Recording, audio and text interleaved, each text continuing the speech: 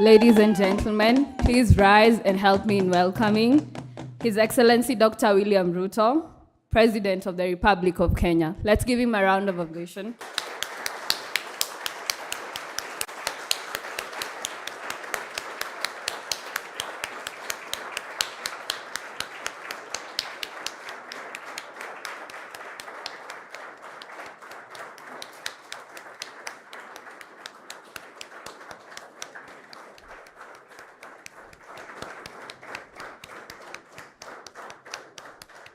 Let's keep clapping.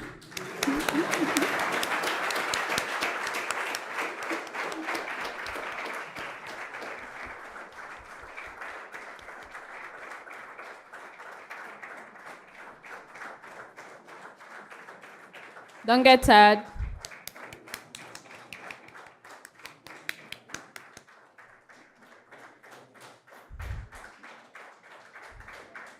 Okay, thank you. Let's all be seated. Your Excellency, Dr. William Ruto, President of the Republic of Kenya, Honorable Ministers, Professor Allen Robinson, Director, CMU Africa, distinguished delegates from Kenya, students, and all protocols observed. Good evening, or as we commonly say in the land of 1,000 hills, Mwiriweneza. Thank you.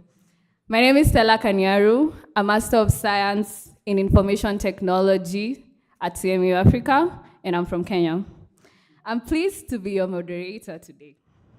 Your Excellency, we are honored to have you in our midst this afternoon. As Kenyans, we are known to look out for each other when we're in foreign lands. As much as you'd realize that ugali is a common menu item here, please, as for kaunga, if you're feeling nostalgic about home, what they call ugali here is actually made from cassava flour. Kaunga, on the other hand, is the equivalent of the cornmeal that we enjoy back at home. I hope that is helpful.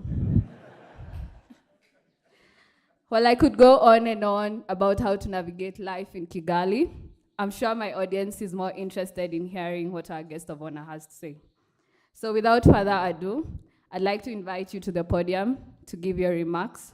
This will be followed by the moderated interactive session with my audience. Welcome, Your Excellency.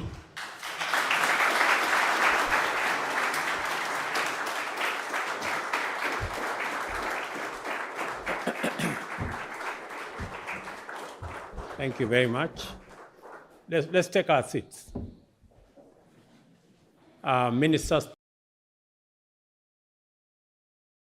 present, the university management and students, good evening.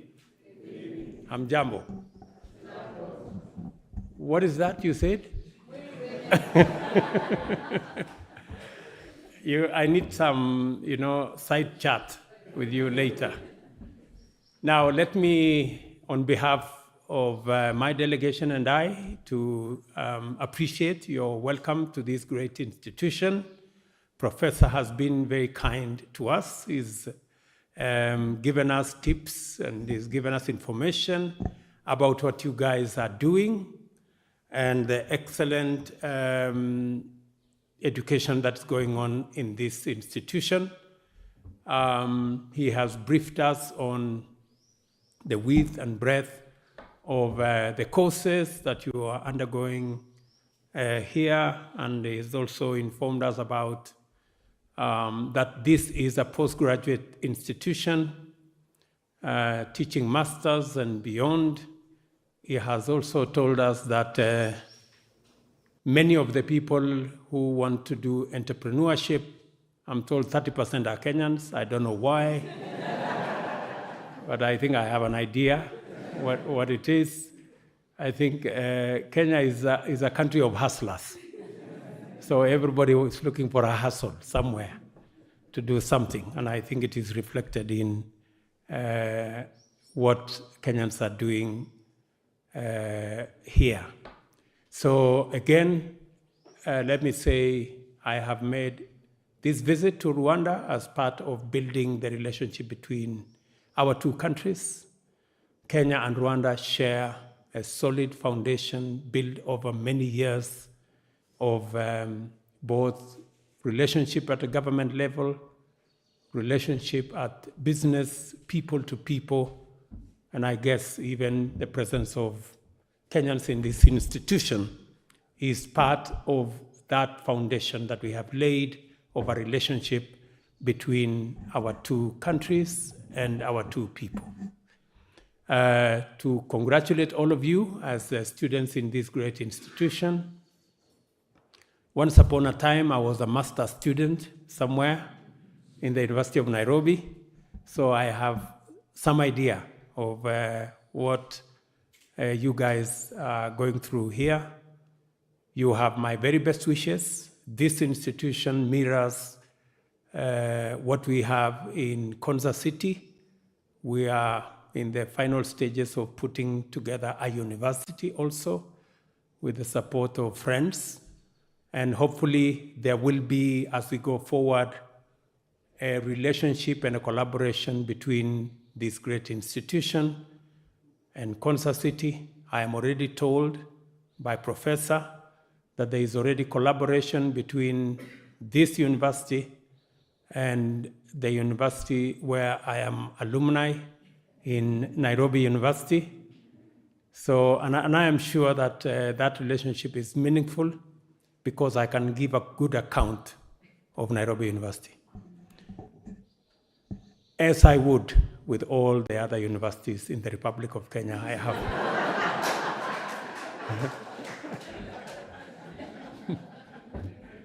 You know, sometimes I don't even know whether this joke is necessary because it can get me into a lot of trouble. Whenever we meet with the colleagues from in the space where I occupy, and many people, so the joke is normally that there are many universities in Kenya, but then there is the university. I don't want to say which one because I don't. So, and of course, we have great institutions that can partner with you. As you train in this college, you need to know that we are in a continent that though we have challenges, and there are many, we have challenges of climate change, we have challenges, serious challenges of underdevelopment, but there is a positive side to where we are.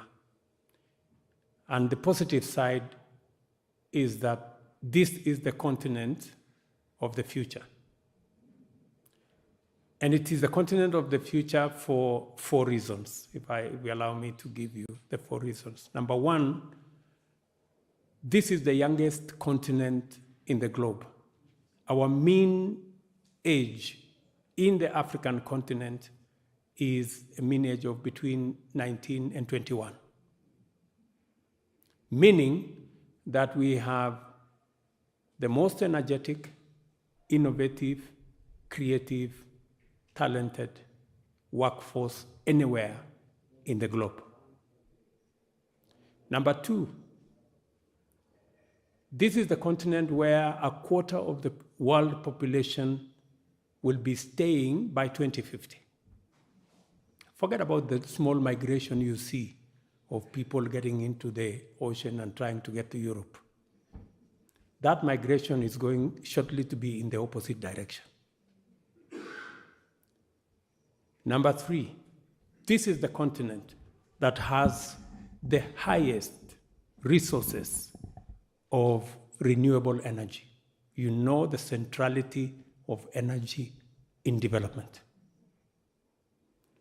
And because of climate change, the world is at a crossroads, whether to continue with fossil fuel powered development or get to the renewable energy powered development. And we have no choice. The die is cast. We cannot continue with the fossil fuel powered energy world because it poses the biggest threat to humanity today. The reason why we have the adverse effects of climate change, whether you talk about a warmer climate, cyclones, weather changes, droughts, and name it, heat waves, it is not sustainable. And today the conversation globally is how do we go green? Green renewable energy, Africa has close to 65% of the world potential of green energy, meaning that this is the continent that will drive green evolution into the future. And number three, this is also the continent that has the highest resources that will be used for green technology, whether you talk about cobalt and all the other minerals. 40–50% of those minerals are in this continent. This continent is also going to be the continent, as I told you, with a quarter of the population of the world, meaning the largest market anywhere, largest and growing market anywhere in the world. And finally, this is the continent, number 5, that has 2/3, actually 65% of all arable, uncultivated land in the world, meaning that this will be the world's bread basket going into the future. Therefore, you guys, the future is laid out for you. That is the continent that we share. And I want to encourage you that the rest of us who have an opportunity to be leaders in this continent at this point in time, we are putting building blocks together to secure the position of this continent as the continent of the future. What happened 137 years ago in Berlin when they decided to subdivide this continent and share it amongst a few people? We are reversing that. That's why we have signed in record time the Africa Continental Free Trade Area that brings together all the 51 countries into a single market with a population of close to 1.2 billion at the moment and with a GDP of $3.4 trillion. Simply, it will be the biggest single market.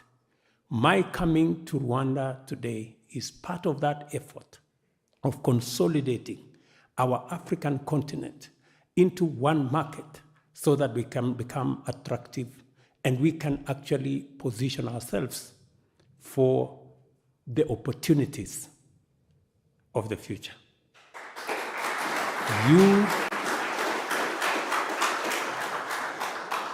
You guys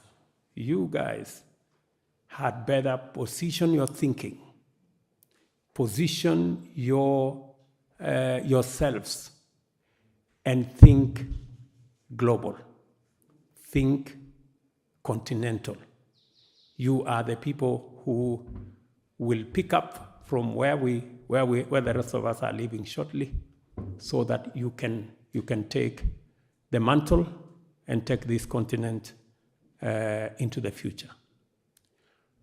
I also want to tell you that we are driving another conversation, a conversation about how do we bring this huge potential in our continent from the minerals, from the agricultural potential, from the green energy resources, packaging the market of Africa into one block. Our biggest challenge is resources. And that is why we are now pushing for a re-engineering of the international financial system. The current system, built around World Bank, IMF, and all the other multilateral lenders, as is today, is rigged against the global south. And that is why you will hear initiatives that have been put in place. We are pushing a huge conversation. We're going to have a summit in Nairobi of African heads of state in September from the 4th to the 6th to discuss our position as a continent in relation to green financing. How do we make the international financial system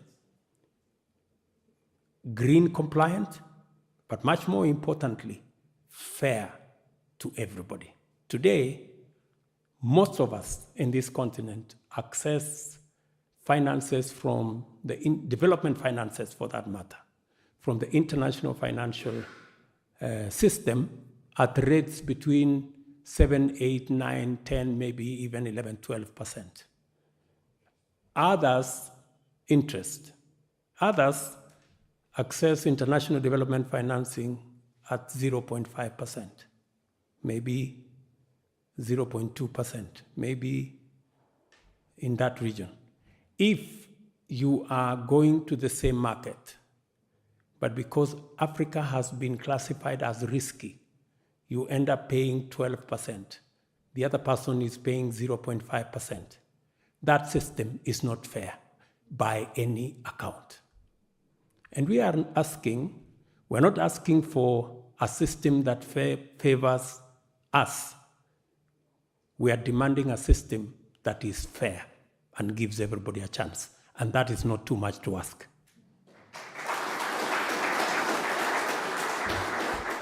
You know, recently I came out of a campaign. So unless I stop, I could go on. Because when you are campaigning, you don't know whether you have said enough to earn the vote. So, and since there is no voting here, I better stop. Thank you very much.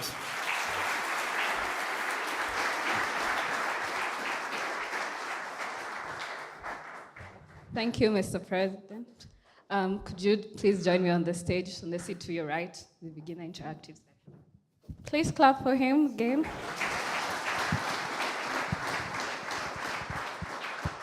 So, Your Excellency, thank you for gracing us with your presence today.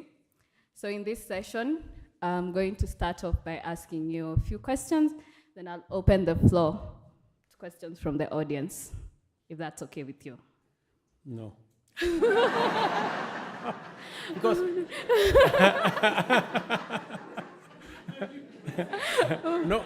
nobody told me that there would be questions. The last time I was in an exam is a long time. Anyway, let's try. Hopefully, since you're in an institution that values knowledge and wisdom, yes, you got this. Okay. We believe in you. Okay. So thank you. So we're going to start off with a very simple question. Okay? So Your Excellency, as a father and as a leader, what advice would you offer these young men and women as they prepare to build a better future for Africa? Well, that's a good one. Yeah. This is what I like the most. Okay. To mentor people and to encourage them to do the right thing. Okay. So you guys, I have explained to you as younger members of our society that I have given you a picture of what the future looks like. And it depends on you and what you do with the time you have and with the opportunities that you have. You're privileged that you've come this far in matters education. Many don't get the opportunity that you have got. And therefore, make use of the opportunity that you have in this great institution, and know that you're doing this for you, but also for the greater good of this continent and humanity. And you need to understand that each and every one of us has a responsibility that goes beyond what you get at a personal level. It's not about money, it's not about a good job. All that is necessary and it is important, but it's about what the contribution you can make to humanity. It is good to do this, get a good degree, get a good job, and earn some good money. But it is better if you can create impact.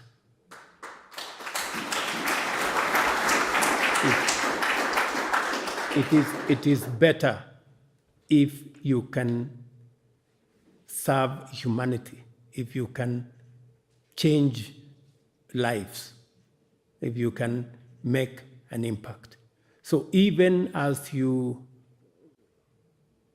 go through your education, think about the impact that the learning, that the knowledge that you're going to acquire in this great institution, how is it going to impact people? How is it going to change society?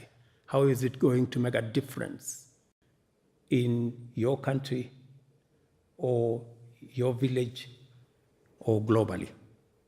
Finally, I would persuade you to act local, but plan global.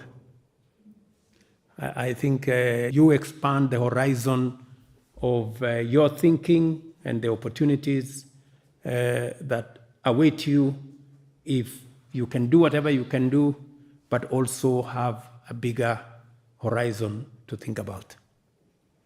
Wow. For someone who had not prepared, that was a very awesome answer. Don't you agree? So if you were to get anything from that, act local. Act local. Awesome. So, Your Excellency, I said I'd keep my question short. So I'm going to open this up to the floor. Okay. And we'll take the first 3 questions, then if time permits, we'll have others. Is that okay by you?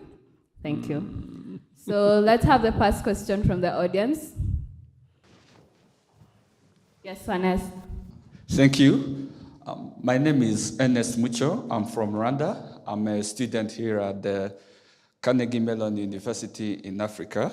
So one of the things here at Carnegie we believe in is the power of working together and also the power of learning from each other as a mean to create impact, as you said. My question goes like this. Your Excellency, so what is Kenya and other African leaders doing to promote Pan-African collaboration, mainly in terms of innovation and capacity building for young Africans? Thank you. Thank you. I'll take the next 2 questions, then we'll give His Excellency a chance to answer. Question number 2. Yes, Sandrine? Thank you, Your Excellency. My name is Sandrine Wituze. I'm a second-year student, Master of Science in Information Technology, and I'm Rwandan. My question is, unemployment is one of the major issues on the continent. So what is Kenya and other African leaders doing to create jobs and opportunities, especially for youth? Thank you. Thank you, Sandrine. On to the 3rd question. Yes, Carl. Thank you, Your Excellency. My name is Nzezinyo Ilemfon Carl, and I am Cameroonian. Your Excellency, congratulations for the phenomenal manner in which Kenya has led financial inclusion on the continent through M-Pesa. What policies is your government putting in place to ensure that Kenya remains a leader in terms of technological innovation on the continent? Thank you. So I'm going to walk you through the questions, and then you can answer as I retaliate. So the first question was, what is Kenya and other African countries doing to promote and support Pan-African collaboration in the areas of innovation and capacity building for young people? Thank you very much. I think the whole spectrum of the single equalizer, as Nelson Mandela said, is education. To lay the firm foundation of education in our continent is the first building block towards empowerment of young people, even as you focus on innovation. Number two is to ensure that we mainstream technology. Technology is a great amplifier of what can be achieved in scale. What you can easily scale. You can easily scale ideas. You can scale innovation using technology in a faster manner.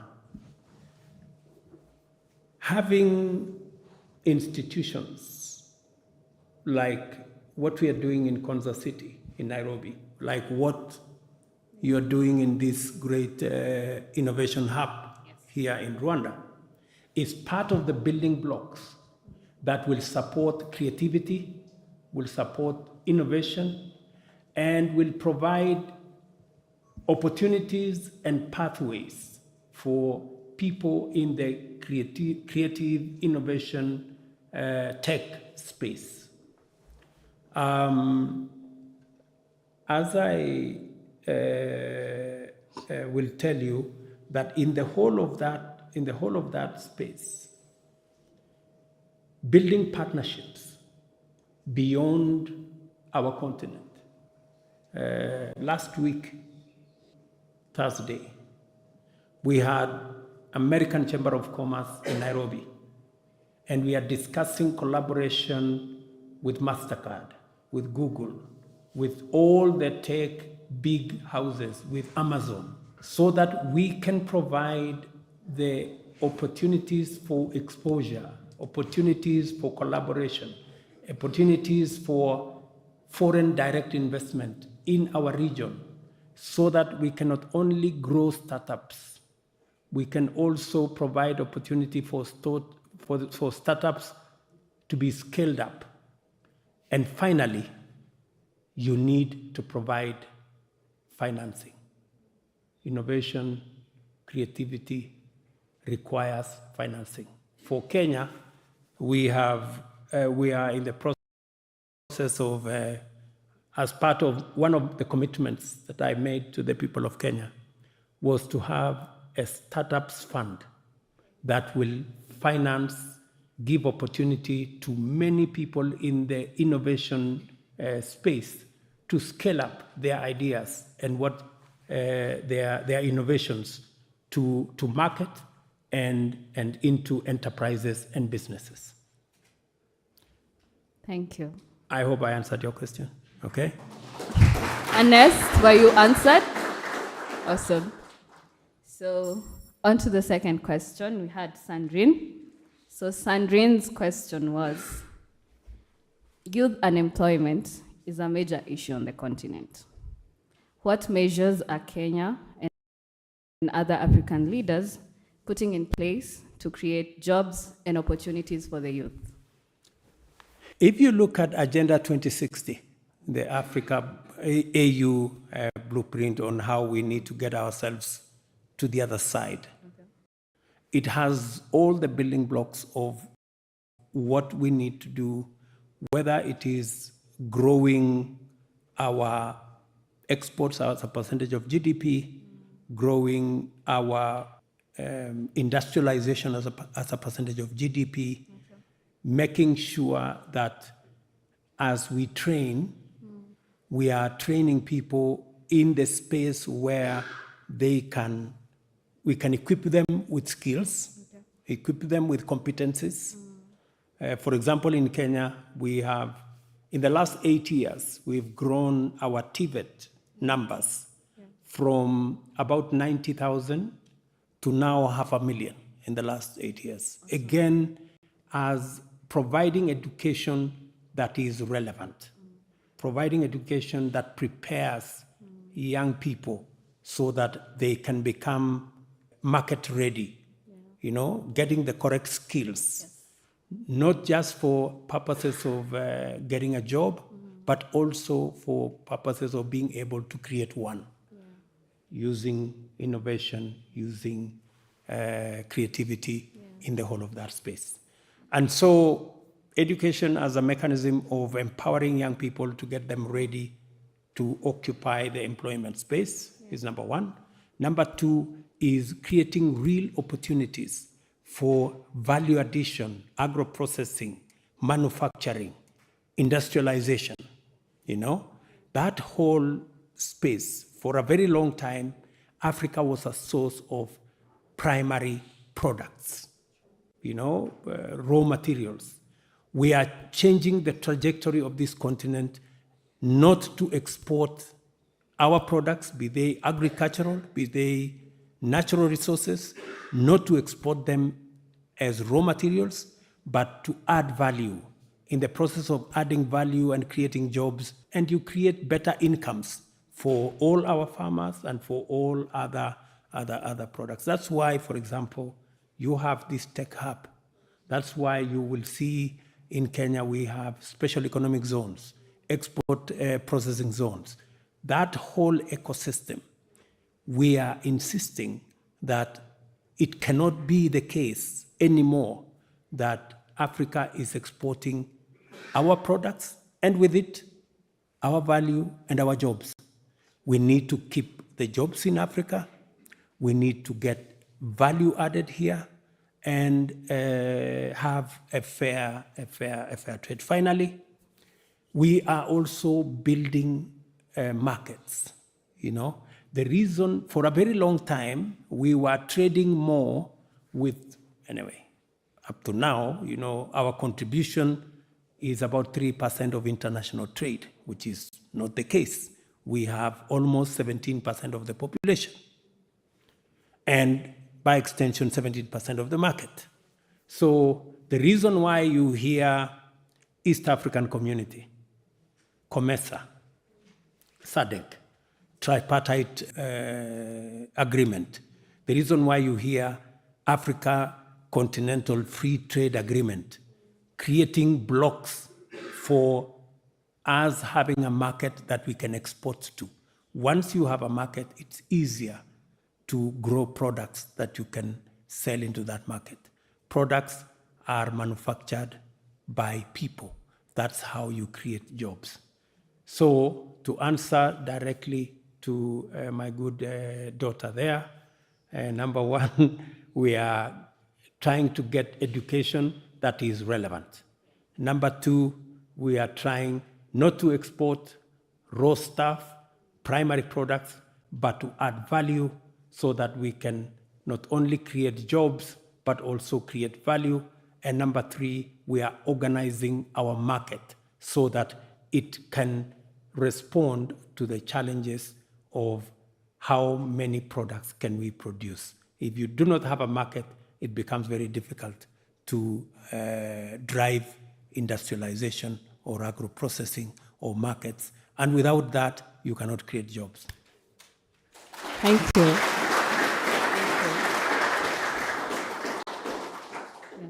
Okay. I think from that, my main takeaway is, guys, stop running away from Africa. The governments are putting in place the structures for a better future. So stay here and be part of the building process. Very good. Yeah. I agree with you. Thank you. So on to the last question, Your Excellency. This was from Carl. So first of all, he congratulated Kenya for leading the financial inclusion on the continent, especially with the success of M-Pesa. His question was, what policies is your government putting in place to ensure that Kenya remains a pioneer in technological innovation on the continent? M-Pesa is a Kenyan innovation. And it cannot be the last. It may have been the first, but there should be many more rolling. And that is why we continuously are building the ecosystem for us to innovate beyond M-Pesa.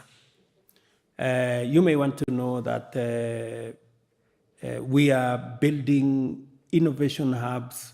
Today, the government of Kenya is rolling out 100,000 kilometers of fiber optic around the country. We have 10,000 today.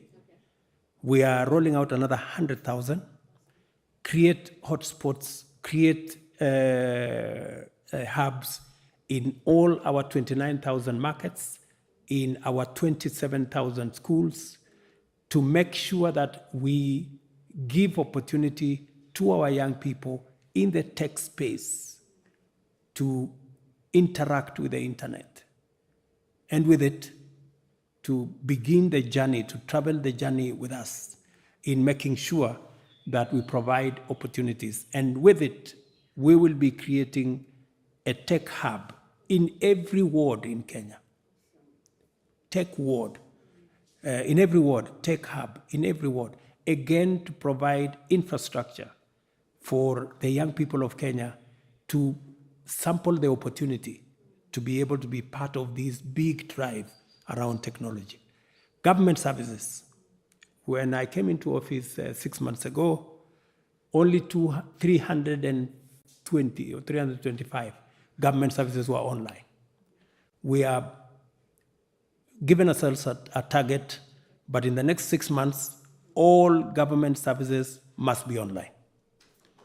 We are digitizing, we are ramping up the digitization of government services, and hopefully in the next 6 months, we should be able to have between 8,000 and 10,000 government services, all, I'm saying all government services, online, to make government efficient, to make government much more effective, to eliminate pilferage, to avoid cash transactions, and the whole of that, space. Yeah. Again, we are leveraging on technology to provide government service. It is our hope that many more young people can innovate around delivery of government service. How do we do this better? Delivery of government payments. How do we do it better? Again, once we transit and everybody is operating in the tech space, innovation around it becomes a lot more easier.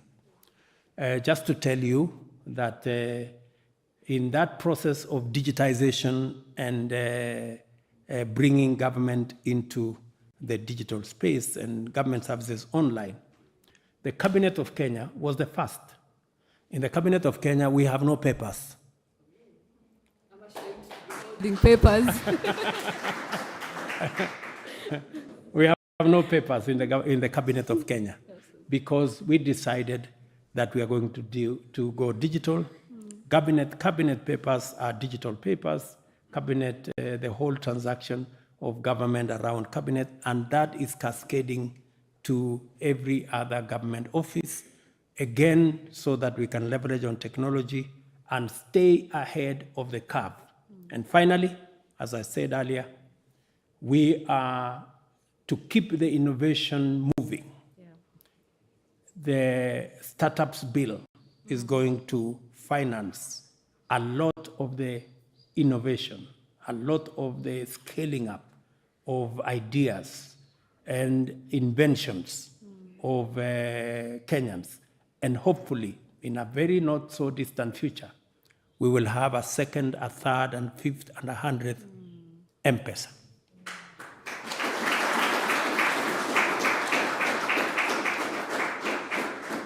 Thank you so much, Your Excellency. Guys, you need to come to Kenya. That's it. So, thank you so much for this. Ladies and gentlemen, we now come to the end of our program. Thank you, Your Excellency, for making the time to speak with us, give us gems of wisdom, and allowing us to learn from you as we ourselves look forward to being the next leaders and the future of Africa. Absolutely. Thank you so much. Thank you very much.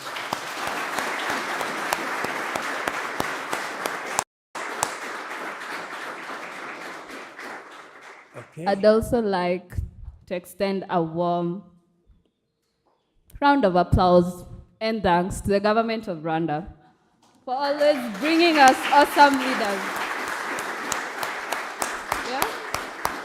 Thank you for always believing in us and giving us an opportunity to learn from such invaluable leaders. To the Kenyan delegates, Karibuni CMU, thank you for visiting us and gracing us. Okay. To my awesome audience, thank you for making the time. Please clap for yourselves as well.